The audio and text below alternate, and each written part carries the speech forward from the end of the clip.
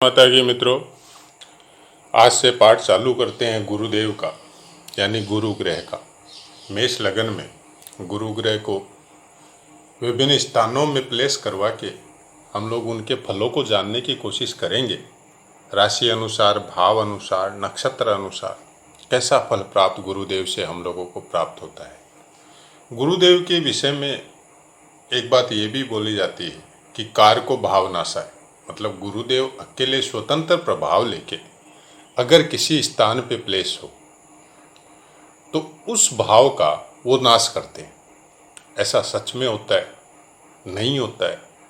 ये सब चीज़ की चर्चाओं में या ये सब चीज़ को समझने में अभ्यास की बहुत सख्त आवश्यकता होती है, क्योंकि जन्मपत्री जैसा सब्जेक्ट जो है, आपको लग सकता है कि कुंडली में गुरुदेव स्वतंत्र प्रभाव लेके बैठे हैं और उनको न कोई दृष्टि दे रहा है न कोई देख रहा है, ऐसा आपको लग सकता है। लेकिन जब वरक कुंडलियों में जाते हैं, नवमांस या और जितनी भी वरक कुंडलियाँ हैं उनमें जाके देखते हैं अलग अलग फलों के बारे में, अलग अलग चीज़ों के बारे में, तब हो सकता है गुरुदेव का प्लेसमेंट हो या गुरुदेव के साथ किसी का भी युति आराम से बनता हुआ आपको नजर आ सकता है। तो किसी एक सूत्र को लेके उस ग्रह के बारे में पूरी प्रिडिक्शन कर देना या उसी अनुसार समझ लेना, ये चीज़ गलत होती है। सूत्र आपको दिए हैं, सही है, अब आपके ऊपर निर्भर है कि आपका विवेक कितना है, आपकी बुद्धि का विकास कहाँ तक हुआ है ग्रहों को समझने के लिए। सबकी बुद्धि सेम ही होती है, लेकिन हम लोग अपने कृत्यों के द्वारा, अपनी एक्सरसाइज या अभ्यास के द्वारा उस चीज़ को समझ पाते हैं। कोई ज्योतिष में उन्नति करता है, कोई चीज़ में या कोई और क्षेत्र में उन्नति करता है, तो जिसका जैसा पसंद होता है उसी पसंद के अनुसार वो आदमी उस क्षेत्र में बहुत अच्छी सीमा तक अपने ज्ञान को डेवलप करता है। हम ये नहीं बोलते कि आप सब ज्योतिष में अपने ज्ञान को बहुत ज़्यादा डेवलप करें, लेकिन हम इतना ज़रूर चाहते हैं, जो हम लोगों के पूर्वजों का ये ज्ञान जो हम लोगों को दिया गया है और जिसके हम उत्तराधिकारी हैं, कम से कम इतना ज्ञान तो बेसिक परिवार में एक या दो सदस्यों को होना ज़रूरी है, जिसकी वजह से हम लोग अपनी रोज़मर्रा की लाइफ को सुचारू रूप से चला सकें। और इस चैनल में किस तरह के तरीके या किस तरह की बातें जो हम लोगों के ऋषि मुनियों ने बताई थी चलने के लिए, डेली जीवन में किस तरह का क्या बचाव करना चाहिए, ग्रहों की वजह से हो या नक्षत्रों की वजह से हो, जो पीड़ाएं हम लोगों को प्राप्त हो रही है उसको समझने के लिए किस तरह से देखना चाहिए, पंचांग घर में क्यों रखना चाहिए, ये सब बातें इस चैनल में इसलिए बताई गई है कि वापस जो जिन चीज़ों पे हमारे पूर्वज चलते थे, चाहे आज के नहीं, आज के 100 साल पहले तक या 50 साल पहले तक, आज भी बहुत से परिवार ऐसे मिलेंगे जो बहुत कुछ ध्यान रखते हैं। उसी अनुसार अगर वापस चलना चालू करें तो शायद जो अराजकता अभी देखने को मिल रही है, चाहे अपने मन में हो, चाहे तन में हो, चाहे बुद्धि में हो, उसमें बहुत कुछ बदलाव हो सकता है। बहुत कुछ शांति से हम लोग अपना जीवन यापन कर सकते हैं, हर चीज़ों को साथ में लेके चल सकते हैं। कोई ज़माना था कि परिवार सम्मिलित रहते थे तो गांव मोहल्ला भी एक दूसरे के दुख में शामिल होता था। आज तो वो चीज़ें धीरे धीरे मृतप्राय होती जा रही। तो चलिए आगे बढ़ते हैं। मेष लगन, मेष राशि, गुरुदेव और पहला स्थान, किस तरह का फल प्राप्त होगा हम लोगों को। जैसा कि आप जानते हैं, सम राशि और विषम राशियों में अंशों के हिसाब से ग्रहों के बलों में न्यूनता और अधिकता आती रहती है। ये विषम राशि है। विषम राशि में प्रथम 6 अंश तक कोई भी ग्रह बाल्यावस्था में रहेंगे, 6 से लेकर 12 अंश तक कुमारावस्था में रहेंगे, 12 अंश से लेकर 18 अंश तक युवावस्था में रहेंगे, 18 अंश से लेकर 24 अंश तक वृद्धावस्था में रहेंगे, 24 से 30 अंश तक मृतावस्था में रहेंगे। बहुतों को अगर आप सुन रहे हैं शुरू से तो बहुतों को याद भी हो चुका होगा। 13.20 अंश तक गुरुदेव अगर मेष राशि में रहते हैं तो वो अश्विनी नक्षत्र के अंतर्गत आएंगे, और 13.20 अंश से लेकर 26.40 डिग्री तक अगर गुरुदेव मेष राशि में रहते हैं तो वो भरणी नक्षत्र के अंतर्गत आएंगे, और 26.40 डिग्री से लेकर 30 डिग्री तक अगर गुरुदेव मेष राशि में रहते हैं तो वो कृत्तिका नक्षत्र के अंतर्गत आएंगे। अब प्रथम भाव से क्या चीज हम लोग देखते हैं? प्रथम भाव हम लोग खुद होते हैं।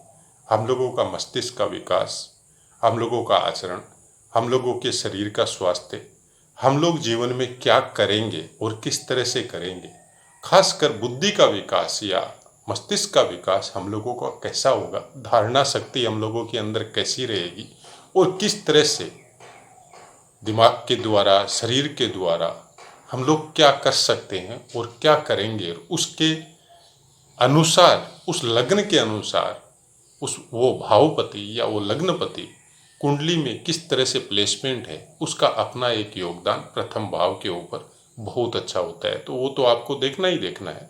उसके अलावा गुरुदेव अगर प्रथम भाव में बैठते हैं तो आपकी बुद्धि को, आपके दिमाग को या आपके ज्ञान को एक सीमा तक वो बहुत डेवलप करते हैं। खासकर धर्म के मामले में हो, तंत्र या वेद पठन के मामले में हो, संतान और बुद्धि, विद्या बुद्धि के मामले में हो, धन के मामले में हो, भाग्य के मामले में हो, ऐसे इंसानों को हम लोग ये बोल सकते हैं कि जिनका गुरु प्रथम भाव में हो वो भाग्यशाली होता है। उसका कारण गुरुदेव 3 स्थान को पूर्ण दृष्टि से देखते हैं। यहाँ से गुरु यहाँ देखेंगे, ये इसका त्रिकोण है और ये भी इसका त्रिकोण है, इसको भी देखेंगे, इसको भी देखेंगे और इसको भी देखेंगे। तीनों स्थानों को बलि करेंगे। पंचम स्थान के कारक होते हैं गुरुदेव, भाग्य स्थान के भी कारक होते हैं गुरुदेव, तो दोनों को बलि करेंगे। और लग्न में जब मेष लगन हो तो मेष लगन में भाग्य स्थान के कारक तो होते ही हैं, भाग्य स्थान में जो राशि है उसके भी अधिपति है। तो मेष लगन वालों के लिए गुरु, आप ये बोल सकते हैं कि बहुत अच्छा फल प्रदान करेंगे। तो इंसान भाग्यशाली होगा। प्रारब्ध जो लेके आएगा वो बहुत ही उच्च कोटि के और बहुत ही अच्छे प्रारब्ध लेके आएगा, क्योंकि पिछले जन्मों में उसने बहुत अच्छे कर्म किए थे। तो वो जब लेके इस धरती पे आएगा तो उसी अनुसार वो फल भी करेगा। तो गुरुदेव लगन में अगर किसी के विराजमान होते हैं मेष राशि में तो वो इंसान भाग्यशाली होगा। खासकर धर्मानुसार आचरण करेगा, चरित्र का बहुत अच्छा होगा, मेंटलिटी उसकी बहुत अच्छी होगी, लोगों को हेल्प करने में आगे रहेगा, लोगों को कोई भी काम करने के लिए अच्छी एडवाइस देगा, लेकिन मूर्खों का संग नहीं करेगा। जो आदमी परिवार में हो, चाहे बाहर में हो, चाहे समाज में हो, चाहे देश में हो, कहीं भी उसके कार्य क्षेत्र में हो, तर्कों का जवाब जरूर देंगे। कुतर्क कोई इनके सामने करेगा तो चुप रहेंगे या फिर वो वहां से उसी को बड़ा बना के आगे निकल जाएंगे। ऐसी प्रवृत्ति गुरु ग्रह की होती है, क्योंकि गुरु ग्रह सब ग्रहों में आप ये बोल सकते हो कि बहुत कुछ डिपेंड आपकी इच्छा, अनिच्छा, बुद्धि, सद्बुद्धि, दुर्बुद्धि इंसान की गुरु ग्रह के ऊपर निर्भर है। आपका गुरु ग्रह जैसा होगा वैसा आपका आचरण होगा, वैसे आपकी बुद्धि होगी, वैसे आपके कार्य होंगे।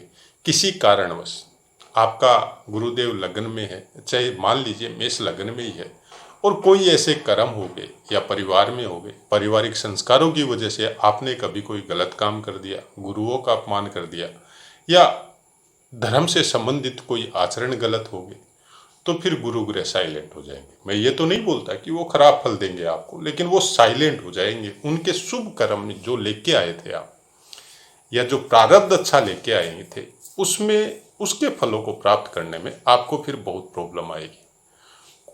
फिर वापस जिंदगी में फिर वापस उस चीज से कनेक्ट होंगे, चाहे मंदिर से कनेक्ट हो, चाहे धर्म से कनेक्ट हो, चाहे पूजा पाठ से कनेक्ट हो, तब हो सकता है आपको वापस वो चीज़ें एक्टिव होने की वजह से फिर वापस अच्छा फल देने लगे। लेकिन ध्यान रखिएगा, हम लोग जो बात बात में हर किसी का मजाक उड़ाते हैं, हर किसी को हर कुछ भी बोलते हैं, मुंह से बोले हुए शब्द कभी वापस नहीं आते हैं। तो सोच समझ के अपने आचरणों को दुरुस्त करें। सोच समझ के किसी को बिना मतलब किसी को सताना या किसी को बोलना, अगर आपके लगन में गुरु है तो फिर वो अच्छे फल प्रदान नहीं करेंगे आपको, नहीं तो बहुत अच्छे फल प्रदान करेंगे। अब अगर अश्विनी नक्षत्र में गुरुदेव होते हैं 0 से लेकर 13.20 डिग्री तक, तो ये केतु का नक्षत्र है। इसमें अगर लगन में गुरु मेष राशि में अश्विनी नक्षत्र के अंतर्गत अगर बैठते हैं तो सबसे पहले आपको ये देखना है कि आपकी जन्मपत्री में केतु कहाँ पे विराजमान है। उसके अनुसार फलों की प्राप्ति में थोड़ा योगदान होता है, अच्छा या बुरा। जनरली अश्विनी नक्षत्र में बैठा हुआ गुरुदेव अगर लगन में है तो आपकी विद्या, आपकी बुद्धि, आपके मस्तिष्क को वो धर्म के प्रति विशेष रुचि जगाएगा, ध्यान साधना के प्रति विशेष रुचि जगाएगा, मंत्र जाप या तंत्र मंत्र से संबंधित या वेदों से संबंधित ज्ञान को प्राप्त करने में बहुत अच्छी रुचि आपको जागृत करेगा और आपके स्वास्थ्य में भी बहुत अच्छा योगदान ये प्राप्त करवाएगा। दूसरा 13.20 डिग्री से लेकर 26.40 डिग्री तक भरणी नक्षत्र रहेगा। अगर भरणी नक्षत्र के अंतर्गत गुरुदेव यहाँ रहते हैं तो आपको व्यवहारिक ज्ञान की मात्रा बहुत ज़्यादा प्राप्त हो। मतलब समाज में, परिवार में किस तरह से जीवन यापन आपको करना है, समाज में किस तरह से अपने आप को स्थापित करना है, समाज में किस तरह से अपने और अपने परिवार को उच्च श्रेणी प्राप्त करवानी है, ये सब चीज़ों का ज्ञान आपको बहुत ज़्यादा करवाएंगे और भोगों के प्रति भी आकर्षित करेंगे। अपने आप को, अपनी पदवी को, अपने आप को उच्च साबित करने के लिए या उसके लिए क्या क्या आपको क्रियाकर्म करने से क्या क्या कर्म करने हैं, वो सब कर्मों की तरफ भरणी नक्षत्र में होने की वजह से आपको प्रेरित करेंगे जाने के लिए, सुख सुविधाओं से संपन्न बनने के लिए प्रेरित करेंगे। ज्ञान आपका रहेगा लेकिन वो ज्ञान वेद या शास्त्र से ज़्यादा व्यवहारिक ज्ञान बहुत ज़्यादा होगा आपके अंदर। 26.40 डिग्री से लेकर 30 डिग्री तक अगर गुरुदेव मेष राशि में होते हैं तो वो कृत्तिका नक्षत्र सूर्य के अधीन आता है, उसके अंतर्गत आएंगे। अब सूर्य का प्लेसमेंट आपकी जन्मपत्री में कैसा है उसको तो आपको देखना ही है, लेकिन अगर कृत्तिका नक्षत्र में गुरुदेव यहाँ पे रहते हैं तो आपकी बुद्धि बहुत शार्प होगी, ज्ञान का भंडार आपके अंदर रहेगा। मतलब आपने पुस्तकों से भी पढ़ा, आपने वेदों से भी पढ़ा, आपने गुरुओं से भी सुना या और भी व्यवहारिक ज्ञान यात्राओं की वजह से या बड़े बड़े लंबे लंबे आयोजनों में जाने की वजह से आपको बहुत हुआ, लेकिन उसी ज्ञान को डीप कैसे करना है, भीतर तक कैसे पहुंचना है, वो चीज़ आपका आत्मबल जागृत करके होगा। मतलब कृत्तिका नक्षत्र, आप ये सोचो कि एक चीज़ में जब वो लेके जाता है आपको तो वो एकदम भीतर तक लेके जाता है। मतलब किसी भी क्षेत्र में, मैं ये नहीं बोलता कि यहाँ पे आपको ये धर्म से संबंधित, वेदों से संबंधित, मंत्रों से संबंधित ज्ञान प्राप्त करवाएगा, नहीं। आप बाकी ग्रहों की वजह से किसी भी लाइन में जा सकते हैं, लेकिन उस ज्ञान की लास्ट तय तक जाने का कोशिश करेंगे। कृत्तिका नक्षत्र में बैठा हुआ ग्रह आपको लास्ट सीमा तक डेवलप करता है, मतलब बहुत अंदर तक आपको लेके जाता है। वहाँ पे आपका नुकसान भी हो सकता है, वहाँ पे आपको फायदा भी हो सकता है, लेकिन एक चीज़ है जो कभी कम नहीं हो सकती, वो है ज्ञान। अगर आप से उस ज्ञान को प्राप्त करके आप कोई काम करना, अभ्यास में जाना चालू किया और वहाँ पे आपको नुकसान हुआ तो वो भी ज्ञान होगा। नुकसान भी आपको कुछ ज्ञान प्राप्त करवाता है, आप फिर उसको कोशिश करेंगे और फिर उसमें सफल होंगे। मतलब कृत्तिका नक्षत्र आपको शांति से, अगर आप सोचे कि मैं यहाँ तक आ गया और अब मेरा ये संपूर्ण हो गया, मैं शांति से अब रहना चाहता हूँ, कृत्तिका नक्षत्र वाले जातक नहीं रहते। कृत्तिका नक्षत्र में ज़बरदस्त ऊर्जा होती है और इस ऊर्जा वाले जातक जनरली शांत नहीं रहते, उनका दिमाग एवरी टाइम बिजी रहता है और कुछ न कुछ सोचते रहते हैं। खासकर अपना जो सीमा पॉइंट जो उन्होंने बना के रखा हुआ है उस तक वो पहुंचेंगे ही। अब हो सकता है उस तक पहुंचने के बाद में उनको पता चले कि ये लास्ट नहीं है, अभी और बाकी है, तो फिर आगे चले जाएंगे। फिर कुछ परिवार के विषय में, कुछ समाज में रहने के विषय में, कुछ पति पत्नी के विषय में ये नक्षत्र कुछ अच्छा नहीं होता है आपस में, क्योंकि ये जिस चीज़ के पीछे पड़ते हैं उसी में लगे रहते हैं। कृत्तिका नक्षत्र में बैठे हुए ग्रह आदमी को उसी तरफ जाने का इशारा करते हैं, उसकी वजह से ये प्रॉब्लम थोड़ी यहाँ पे आ सकती है। अदरवाइज गुरुदेव का फल बहुत अच्छा रहेगा कृत्तिका नक्षत्र में, खासकर अपने आप को डेवलप करने के लिए। अब वो ज्ञान किस टाइप का है वो बाकी ग्रह, खासकर सूर्य और शनि का मत से पता चलेगा कि वो किस तरह और किस लाइन में जाना चाहते हैं, लेकिन वो जाएंगे लास्ट तक। अब यहाँ पे अगर बलों अंशों के बलानुसार बोला जाए तो 24 अंश से लेकर 30 अंश तक मृत अवस्था में रहेगा, लेकिन अगर कृतिका नक्षत्र में है तो ये यहाँ पे बहुत आगे तक लेके जाएगा। तो इसीलिए हम बोलते हैं, हर पाठ में बोलते हैं कि अभ्यास कीजिए। अभ्यास के बगैर ज्योतिष को समझना बहुत मुश्किल है। अंशानुसार बलों को, अगर ग्रहों को देखना है कि कैसा बल है, तो आप लग्न के अंश जरूर देखिए। लग्न के अंश के समकक्ष अगर कोई ग्रह है तो वो बली है, ऐसा मान के चलिए। हमने अभ्यास में इसी तरह से पाया है। आप खुद लगा के देखिए, खुद कोशिश करके देखिए, तब ये सब चीज़ों का पता चलेगा। क्योंकि आपकी बुद्धि मेरे से ज़्यादा हो सकती है, मेरे से कम हो सकती है, आपका विवेचना करने का तरीका मेरे से बहुत अच्छा हो सकता है। किसी की भी बुद्धि हम लोग ये बोल दें कि ये एज इट इज उतनी ही रहेगी, ये पॉसिबल नहीं है। कम हो सकती है, बेसी हो सकती है, बहुत ज़्यादा हो सकती है। तो आपका बुद्धि, आपका ज्ञान, आपकी विवेचना करने की क्षमता और तुरंत निर्णय लेने की क्षमता कैसी है, वो ज्योतिष से आप किस तरह के फलों की प्राप्ति और किस तरह से ग्रहों को समझते हैं, वो आपकी बुद्धि के ऊपर और अभ्यास के ऊपर निर्भर करेगा। वो लिखे हुए को वैसा का वैसा समझना, ये ज्योतिष के लिए भूल है और ज्योतिषी के लिए भी भूल है। वैसा का वैसा जैसा पुस्तकों में लिखा है, वैसा का वैसा एज इट इज ज्ञान नहीं है।